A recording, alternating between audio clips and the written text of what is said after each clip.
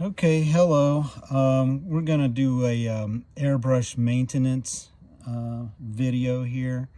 It probably won't take too long, but anyway, when you open up a location every day and you're sitting there with nothing to do, you probably should go through your bottles one at a time. You got to fill up you paint in your bottles anyway, okay?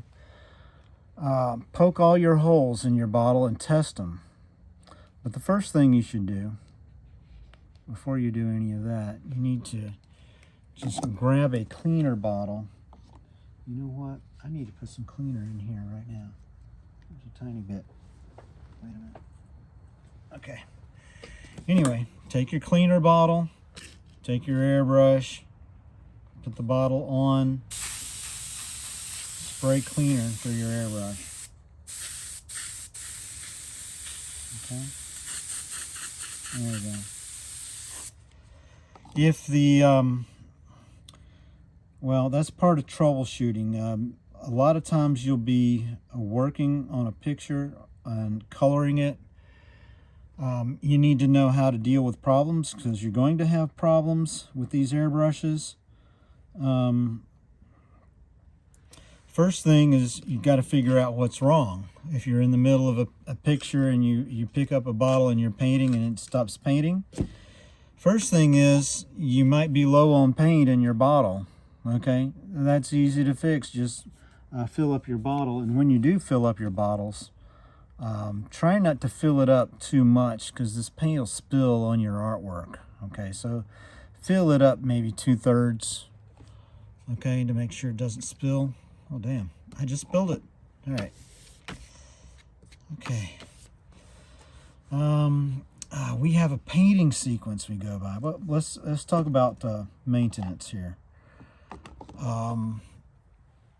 These bottles, they have to have two holes open to function. You have one hole open for the paint to come out, and then you need a hole open for air to go in to replace the volume that just came out of the bottle with the paint coming out. So you got to have at least two holes open, and I'll probably start drilling an extra hole in a lot of these bottles just to try and keep more of these holes open. This is like one of the most problematic parts of this job. Last year we bought some cheap Iwata imitation airbrushes, and it was just horrible. The artists did not want to use the airbrush. Would try to use crayons and stuff wherever they could, and I do recommend that you get some of the nicer crayons like the Caran d'Ache crayons. Those are wonderful. I still have some of the old art sticks which people used to use, and if you're going to have these, then you're probably going to need like a piece of foam underneath your paper to give it a little bit of flexibility so you can make these nice little strokes. This right here is just a floor tile on the top of this drawing desk. You probably should get a piece of foam, and you can make nicer textured strokes. But the crayons are great. The Caran d'Ache crayons are great. You can do your whole caricature in crayons. It might slow you down a little bit. The benefit of the airbrush is the big areas you can go through really fast, like the backgrounds. They're going to be light blue usually. The whole head area, most of that is going to be a facial orange. Even in the hair, you're going to have some of that facial orange in there. And probably black for the hair. Okay, so you really, if you wanted to take it down to a minimum, you could have facial orange, background blue, and black to do like 95% of your coloring, and then use crayons for the rest, because crayons are good for the smaller areas, okay, like the the reds on the tops of cheeks, the lips, pink lips, inside the eye color, blue eyes or green eyes, whatever their eye color is, accents on the hair. So I encourage you to experiment with mixed media. You don't have to do the whole thing in airbrush. I'm just used to it. I've dealt with these things for like 28 years now, and I guess I just know how to fix the problems when they arise. Make sure your holes are open. Make sure you got paint in there. The paint needs to be reduced. Okay, a lot of our paint is too thick to spray through an airbrush. So we have this thing called reducer. You just add a couple of drops to your bottle, shake it up a little bit, and that should be all you need. You don't really need a reducer to be 50%. Okay, I mean, it's supposed to be spraying anyway right out of the bottle, or it might be on the thicker side, but you probably don't need 50% reducer, probably just a few drops in there. Test it out. Early in the day, test out your colors. Make sure they're all working before you get a customer.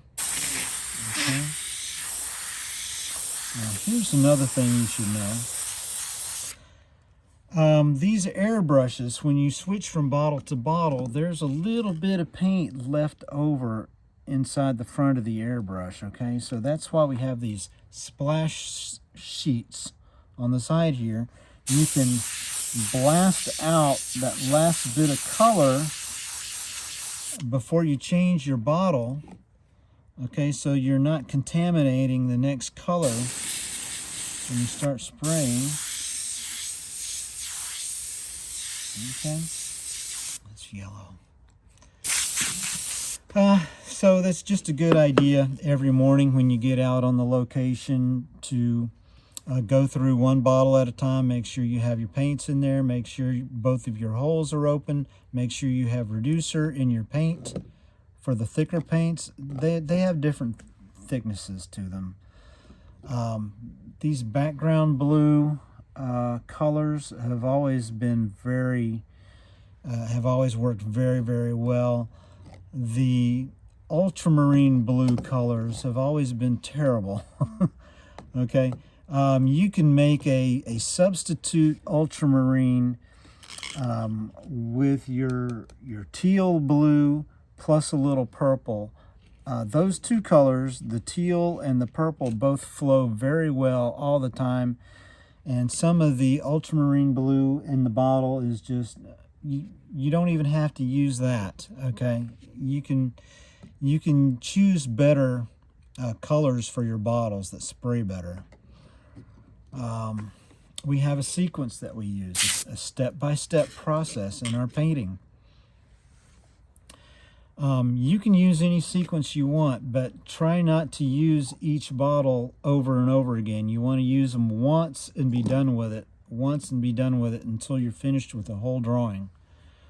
Okay. Let me see. What else is there? Sometimes, yeah, you can't leave your paints in the sun. Okay. The sun will heat up this metal on here, and there's usually paints inside of there, and the paint inside of this metal is going to boil just like you're cooking it on a stove. Okay, it gets really hot out there. When that happens, the moisture comes out of the paint, and the only thing that you're left with is a hard rock that can get stuck in this 90-degree angle here, and it'll take you maybe 30 minutes maybe to get that thing out of there. Best thing to do is try to spray some WD-40 in there, or take your needle. If you're gentle, you can take your needle out of your airbrush and you can poke around in there with your needle, and you can feel around, but you got to be gentle, okay? Don't damage your needle. These things cost money. When you damage your needle, you'll have to get another one, and you'll have to pay for it. All right, so you can feel around in there with the needle, try and get clear out some of this paint. Better to use one of these pins, baby pins, because it's got a sharp point on it and you can poke at it. Spray some WD-40 on the end of your needle to get that WD-40 in there, or just get the bottle or take your bottle top off like this. Let's go ahead and blow some of this paint off of here.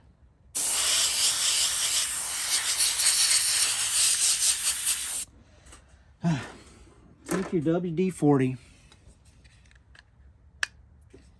and you can spray right in there.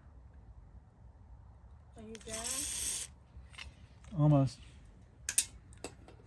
Okay, even let it sit there and soak for a while. This WD-40 is amazing, okay? And that should do the trick. Let it soak for 5 minutes or so, and then go back in and with the needle of your airbrush, if you can be very, very careful, poke around in there. Lastly, try to blow through there with your airbrush. Just take your bottle top. Let me grab this needle. You can't blow without the needle, so stick the needle back in there. All right. So you can blow through both directions,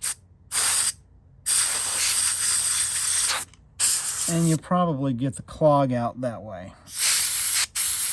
Okay. You can also blow cleaner. You can take your cleaner bottle. This one's empty. Don't have time to look for cleaner right now, but yeah, you can blow cleaner through there in both directions and kind of just wear it down. And you can feel with your finger right here, you can feel if the passage is clear, the air will come out. Okay. And you can feel it with your finger, so. Yeah, clean this. What a mess. Clean it with, blow cleaner through your tubes there. Oh, dang it. You also need to know how to take your airbrush apart and put it back together again. Okay. Blow some of this WD-40 off of there. Yeah, like I was saying in the last video, it'd be nice if they made an airbrush paint that was like 50% WD-40. Okay. You need to know how to take your airbrush apart. You need to know a little bit about how it works. Okay. Let's see. It's not hard. Okay. This part, we might as well just cover this. When you, a lot of times you'll have a problem with the airbrush. It won't be any of the bottles. It won't be your cleaner bottle. It'll be a clog in your nozzle over here. Maybe 50% of the time, okay? You need to have pliers handy or a wrench handy to get this thing off, okay? If you can take this thing off with your hand, then it was on too loose. That should be a clue to you, okay? If you can take it off with your hand, then it's too loose. Yes.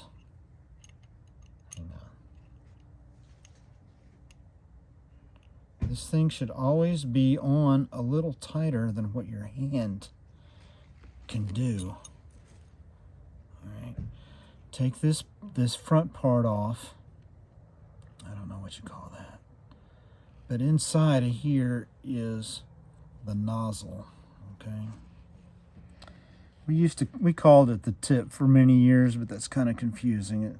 It's really called the nozzle. Okay, so you can, with the back end of your airbrush, if it's stuck inside of there, you can put the back end of the airbrush in there and wiggle it out, get it out. So very, very often you will have a clog in this nozzle, and you can just poke it out with your needle, but you have to take the nozzle out first. And then you can feel in there with the needle, and you can feel the paint is usually kind of soft in there, like a soft blob, and you can just force it out. Force it out through the front. Don't slam it. Don't use all your strength, because you'll damage this nozzle, okay? They cost money. Don't damage it. Don't get mad at your airbrush. Don't throw your airbrush, okay?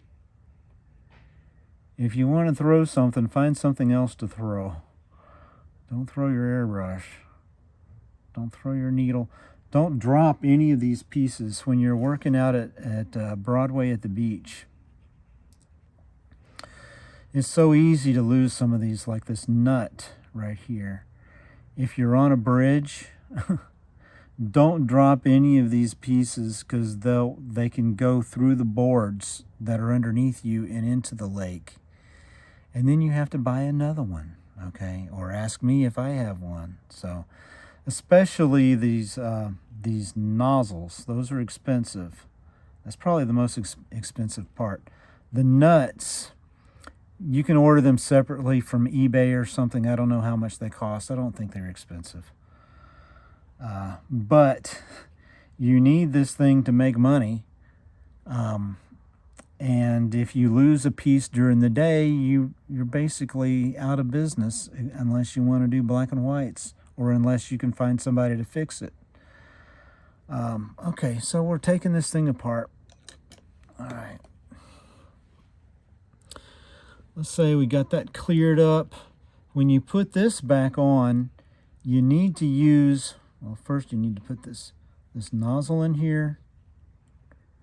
And then when you put this on, you need pliers or a wrench, okay?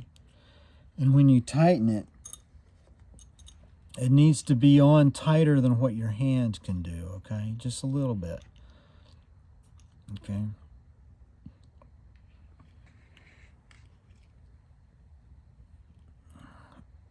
So a little bit tighter than your hand. If you're a strong person, a little bit tighter than that. If it's on good and you can't get it off, that's probably the right tightness. This will affect your painting, the tightness of this piece right here. Okay, so you should also be able to take your airbrush apart for cleaning sometimes, and you will want to soak these pieces, especially the main body. Tightening this wrench. Open. Occasionally, you're going to have a buildup of paint inside the body of this airbrush. Okay, in here, you can feel it with your needle. Sometimes you can dig around in here. You can do it with your needle if you want to. Clean around in here. In these holes, you can feel with your needle, and if you feel something soft in there, that's paint, built up paint. Occasionally you can just, I don't know, maybe twice a year, just soak your bottle in cleaner overnight. Take your airbrush home with you and grab a cup or a glass and put all these pieces in a glass with cleaner, a glass or a cup, and soak it and get it all cleaned up a couple times a year. If you want this thing to be working optimally, take a look at that. Can you see? Big old chunk of paint right there. Okay, that probably affected my last painting that I tried to do. I think what happened is I got so much WD-40 all over this thing that the paint clumps are wanting to come out. It's like, they can't stand that WD-40. They're just dying to come out now. All these clumps. Okay. Very good. So, I mean, you can clean it on the job. You can take it home with you like once or twice a year and really soak it good to get all this paint on the inside out. So you should know how to take this trigger off. This part here is just where the spring is. This is just what makes your trigger go back and forth because there's a spring right behind there, okay? You could probably wear out your spring if you make it too tight all the time. When you put your airbrush back together, this is like a tongue. This goes to the top. This comes out slightly out of this hole here when you move your trigger back and forth. Occasionally you might get a little debris inside of here, okay? In which case you probably want to put some WD-40 on your needle and then just stick it in that hole like that until it's blown out. I think you can blow out the debris like that. All right, let's put this thing right back together again. Let's see. Now this is kind of hard to do. You got to get that thing right down the hole there, just like in Star Wars. Okay. Trust the force, Luke. Trust the farce. Okay, there it is. And then this piece goes next, and this part pushes up against the trigger. I guess I'll push it forward just so I can get it in there. And it's supposed to pop out a little bit like that. And then this piece has the spring on the inside of it. And this goes in like that. And you twist it, and you're tightening the spring while you twist it. The more you twist it, it's getting tighter and tighter.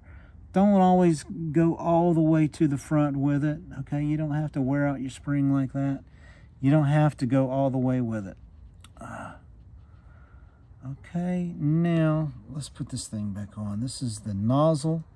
Remember, this piece is the nozzle. Let's check this real quick. I think we got everything out of here.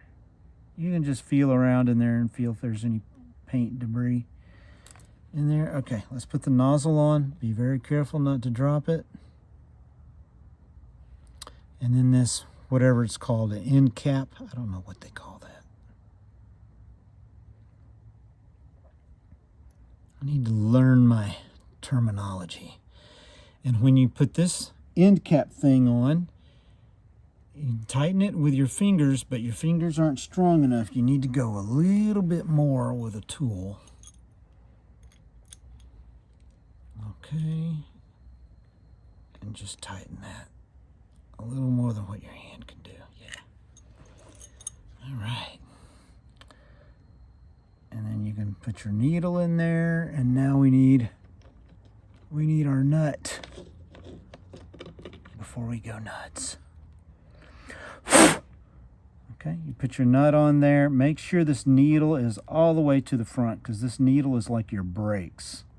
Boy, it feels soft in there. I think there's still paint debris in there.